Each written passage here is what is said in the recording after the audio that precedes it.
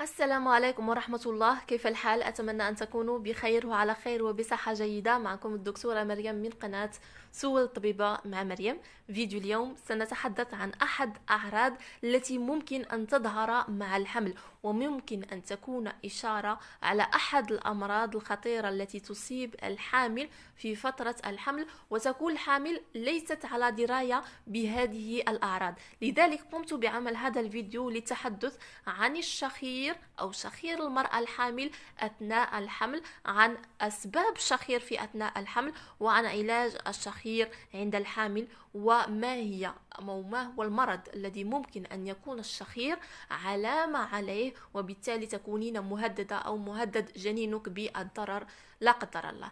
فأتمنى أن تكملوا الفيديو إلى الأخير، وإن كانت هذه أول زيارة للقناة لا تنسوا الاشتراك والضغط على زر الجرس ليصلكم كل جديد. فهذه قناة خاصة بجميع الحوامل، ولدي قناة إضافية سأترك رابطها في صندوق الوصف، خاصة بمشاكل الولادة، مشاكل الحمل عفوا، مشاكل الحمل أو تأخر الحمل، مشاكل الإجهاض وغيرها من الأمور التي سأتطرق عليها إن شاء الله في القناة الإضافية.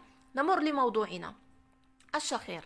جسم المرأة يتعرض لتغيرات كثيرة في أثناء فترة الحمل، سواء تغيرات هرمونية أو غيرها، وتظهر كثير من الأعراض وبعض المشاكل التي لم تكن موجودة من قبل، والتي يأتي من بينها الشخير في أثناء النوم. لكن ما سبب هذا الشخير وما علاجه؟ هذا ما سنتعرف عليه. أولا، ما هي أسباب الشخير؟ أولها زيادة كمية الدم في جسم المرأة، استعدادا لفقدان نسبة كبيرة من الدم في أثناء عملية الولادة، ما يؤدي إلى احتقان الأنف في أغلب الأحيان، وبالتالي يحدث الشخير.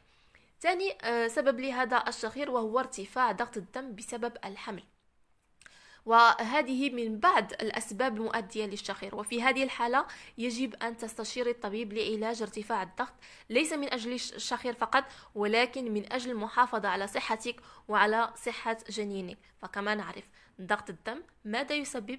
يسبب تسمم الحمل. وما هو تسمم الحمل؟ تسمم الحمل هو ارتفاع في الضغط مع تورم في القدمين مع وجود بروتين في البول. ماذا يؤدي تسمم الحمل؟ يؤدي إلى فقدان الجنين إذا لم يتم علاجه بشكل سريع جدا. ما هي النتائج؟ نتائجه الخطيرة، وهي فقدان الجنين وانفصال المشيمة عن الجنين، وكذلك مشاكل لدى السيدة قد يؤدي إلى وفاة السيدة لا قدر الله في الحالات الخطيرة جدا. لذلك قلت لكم بأن الشخير لديه علامات، فهذه أول علامة يدل على ارتفاع الضغط، فبالتالي يكون علامة، ممكن أن يكون علامة على تسمم الحمل. وسترون كذلك على ماذا يدل شخير الحامل، مرض آخر سيدل عليه. كذلك من أسباب الشخير زيادة نسبة هرموني البروجسترون والإستروجين في الجسم مع تقدم الحمل، وهو ما يسبب الشخير. أيضا هناك السمنة أو الوزن الزائد خلال الحمل. لماذا؟ فالسمنة والوزن الزائد خلال الحمل ماذا تسبب؟ تسبب سكري، أو ما نعطيه وهو سكري الحمل. يعني الشخير من علامات سكري الحمل، كذلك قد تكون من علامات سكري الحمل. لذلك ضروري من عمل تحليل سكري الحمل. متى نقوم بتحليل سكري الحمل؟ في بداية الحمل نقوم بتحليل نسميه جليسيمي أجا أو تحليل الصائم، تحليل سكري الصائم. إن كان جيد فهذا لا يعني بأنك لا تعاني من سكري الحمل، فسكري الحمل يتطور بالخصوص ابتداء من الشهر الخامس والسادس. يعني إذا دخلت الشهر السادس فقومي بعمل تحليل الحمل بالخصوص إذا كان لديك شخير، فهذا قد يدل على سكري الحمل. ماذا يعطينا سكري الحمل؟ يزيد في وزن الجنين، وبالتالي يزيد من فرص الولادة القيصرية، وبالتالي يزيد من فرص أن السكر لدى الجنين بعد الولادة بالخصوص إذا كان وزنه زائد سيسبب له انخفاض مفاجئ في السكري لدى الطفل، وهنا تكون الحالة خطيرة. وفي هذه الحالة يجب إرضاع الطفل بسرعة كبيرة جدا، وإلا سيعاني من هذا الانتفاخ أو هذا الانخفاض المهول. لذلك يجب الانتباه. الشخير قد يكون علامة على ارتفاع ضغط الدم، وقد يكون علامة على سكري الحمل.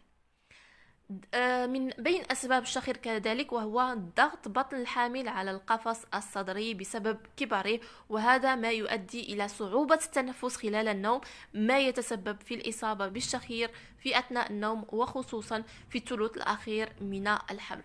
حتى أعطيكم خلاصة عن أسباب الشخير، فقلت بأنه من الأسباب الخطيرة التي يمكن الشخير أن يعطيها وهو ارتفاع الضغط أو سكري الحمل، لكن في أغلبية الأوقات قد يكون فقط دلالة على أن البطن أو بطن الحامل تضغط على القفص الصدري، وبالتالي يكون هناك صعوبة في التنفس فيعطي الشخير. زيادة نسبة الهرموني البروجسترون والإستروجين كذلك يسببون الشخير، أو كما قلت زيادة كمية الدم في الجسم استعدادا لفقدان نسبة كبيرة من الدم في أثناء العملية، ما يؤدي إلى مشكل في الأنف، ففي أغلب الأحيان يعطينا الشخير. لكن ضروري من الاحتياط وعمل التحاليل اللازمة التي تدل على وجود سكري الحمل أو تدل على وجود تسمم الحمل. ما هو علاج الشخير؟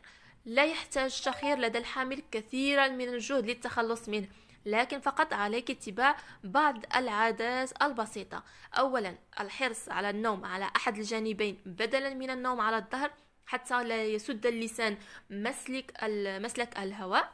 جعل مستوى الرأس أعلى من مستوى الجسم عن طريق وضع وسادة إضافية، يجب أن يكون رأسك مرتفع قليلا عن مستوى جسمك أثناء النوم.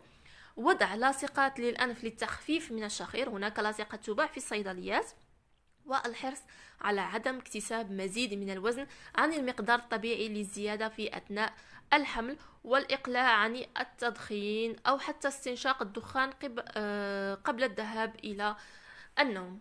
لأنه كما أقول دائما، فالسيدة، لا أقصد دائما السيدة المدخن، حتى السيدة نسميها التدخين السلبي الثانوي، السيدة التي تستقبل الدخان من الزوج أو الأب أو الابن أو غيرها من الأمور، التدخين ممنوع في فترة الحمل. إلى جانب أنه قد يسبب الشخير، فهو قد يؤدي إلى ضعف نمو الجنين داخل الرحم وفقدان الجنين داخل الرحم وتشوهات في الجنين داخل الرحم. يجب الانتباه من جميع هذه المواضيع. هذا كان فيديو اليوم، أتمنى أن يكون قد أفادكم. ألقاكم إن شاء الله في فيديو قادم، ولا تنسوا الاشتراك في قناتي الإضافية التي سأجيب فيها عن بعض التساؤلات كما قلت الخاصة بالنساء عامة، ليس فقط في الحمل لكن في مواضيع أخرى. وكما قلت ألقاكم في فيديو قادم، والسلام عليكم.